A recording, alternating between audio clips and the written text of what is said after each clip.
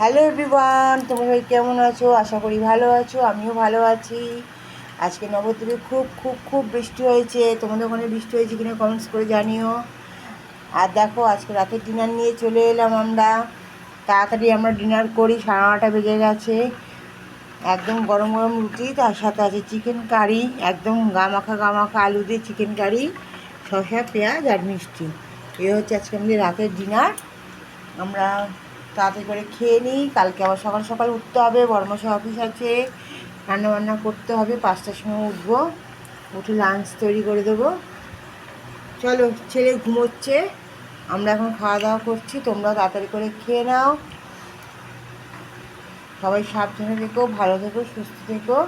আর রাতের ডিনার যদি তোমাদের দেখতে ভালো লাগে, অবশ্যই একটা লাইক করে দিও আর কমেন্টস করে জানিও।